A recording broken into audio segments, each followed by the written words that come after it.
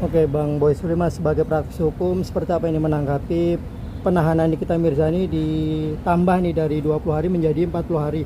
Abang sendiri melihatnya seperti apa nih dalam perspektif kacamata hukum? Penahanan itu kan hal yang biasa lah. Jadi dari 20 hari bisa diperpanjang 20 hari, 40 hari itu.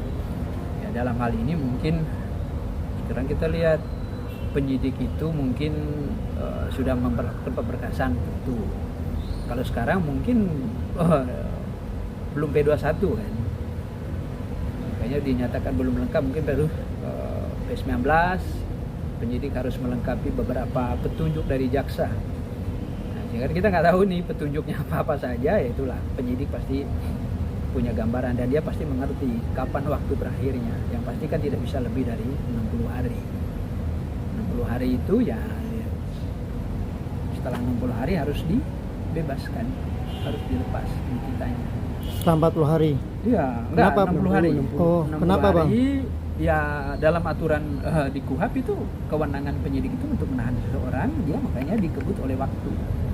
60 hari wajib sudah P21, sudah pelimpahan tahap 2. Nah, dalam hal ini terdakwa dan barang bukti sudah ke kejaksaan. Nanti di jaksa kan ada masa penahanannya juga, dan dia mohon dari ketua pengadilan di mana si terdakwa nanti disidangkan. Jadi kalau misalnya penyidik, makanya itulah saya bilang dalam hal penahanan itu ya penyidik tuh harus berhati-hati berkaitan dengan penahanan kebebasan orang. Bila memang belum yakin untuk kasus ini bisa P21, ya alangkah baiknya ya dipikirkan kembali untuk, kalau penahanan itu kan hal yang gampang ya, apalagi misalnya sekelas siapa itu Nikita, misalnya orang yang gampang diambil lah, nggak takut untuk buron kan. Tapi kalau seandainya dalam waktu 60 hari nanti penyidik tidak bisa memenuhi apa petunjuk dari kejaksaan, ya itu sila yang bertanggung jawab toh. Ya malulah penyidik kalau seandainya nggak bisa P21 itu barang sampai tahap 2. Ya, makanya penyidik dalam hal ini tuh harus hati-hati nahan orang, karena ya kebebasan orang itu juga ya dilindungi oleh undang-undang juga.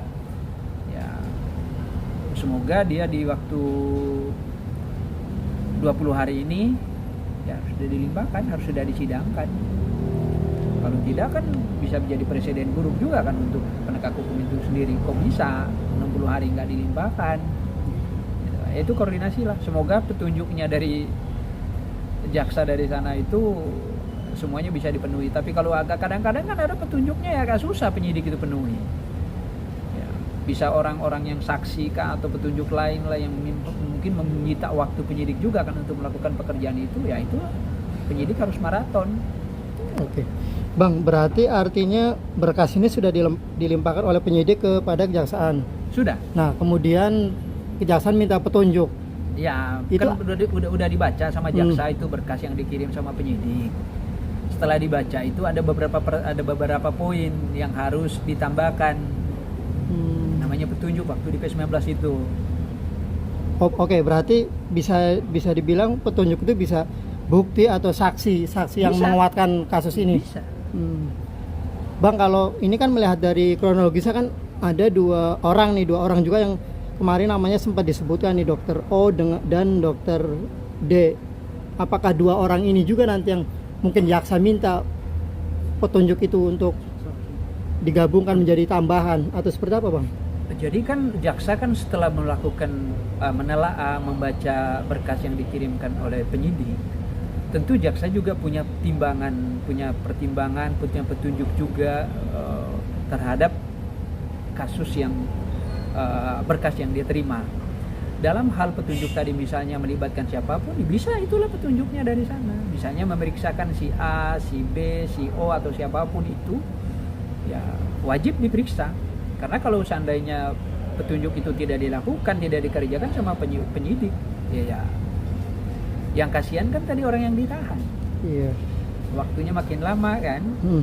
Bang, berarti misalkan jaksa minta petunjuk itu saksi itu harus diperiksa atau ikut juga dilimpahkan atau mungkin statusnya sama dengan Bisa, jaksa bisa dibilang jangan orang ini harus jadi tersangka.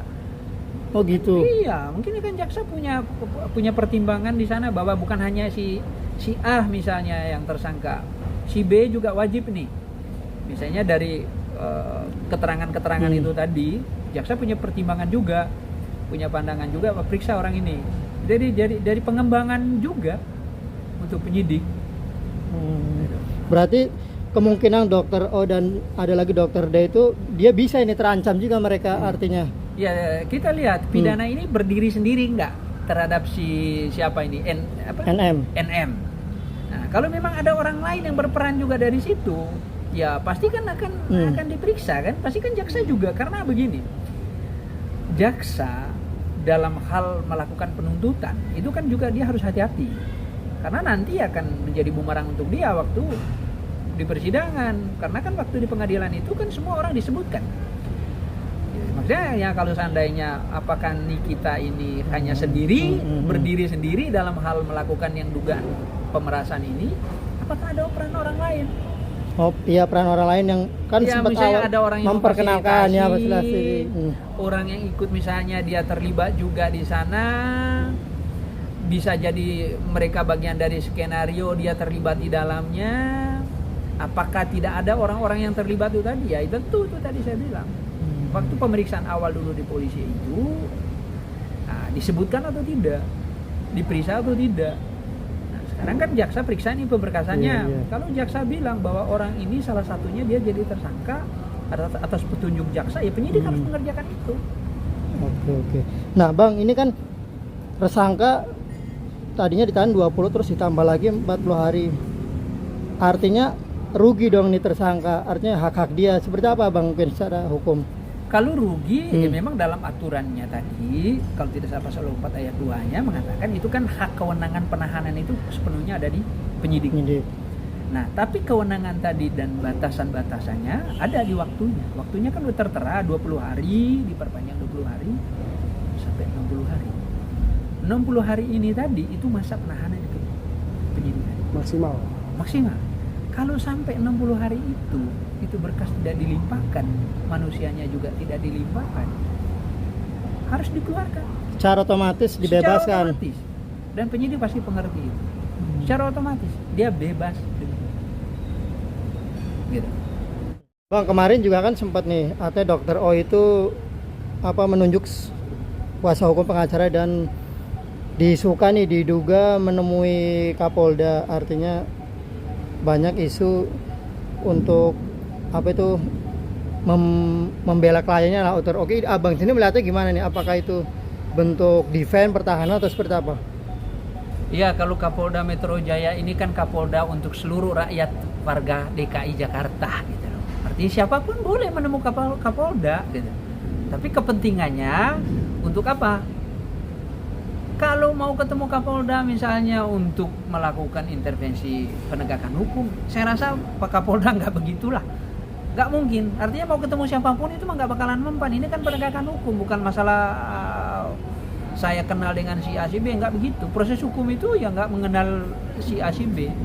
Jadi nggak ada ngaruhnya mau ketemu dengan Pak Kapolda kah, mau ketemu dengan Pak Dir kah, mau ketemu dengan siapapun itu nggak ngaruh untuk itu gitu loh.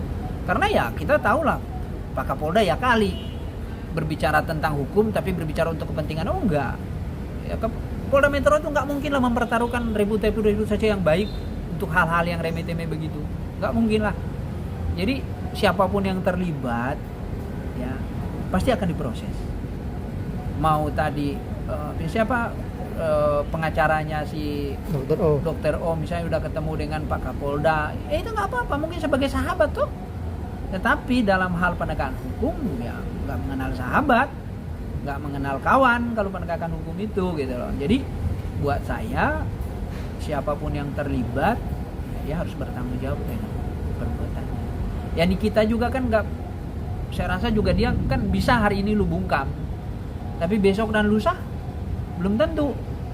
Nikita keluar nanti bisa aja dia sebutin si A si B. Ya kalau menurut saya sekarang itu gini lah, siapapun yang terlibat mending ikut dalam prosesnya daripada kita terbelenggu dengan kejahatan itu sendiri. mau sampai kapan? Ya saya semoga Nikita itu cuma dia tok gitu loh yang terlibat dalam pemerasan itu. Gitu. Ya kalau kita lihat dalam dugaan pemerasan ini bahwa Nikita nggak sendiri, ada melibatkan pihak lain, dokter O atau dokter siapalah itu, ya mereka pasti dalam ketakutan juga kan. Tapi kalau memang tidak terlibat, ya saya rasa dia happy aja, nggak masalah kok. Jadi orang mau ketemu dengan Pak Kapolda kah, ketemu dengan Pak Dir kah, mau ketemu dengan Pak Kapolri sekalipun, enggak lah. Kapolri kan milik rakyat Indonesia, bukan milik perorangan. Hukum itu kan sifatnya kepastian. Untuk dia equality before the law, sama semua ada mata hukum, nggak ada yang beda. Jadi nggak ada efek lah apapun itu.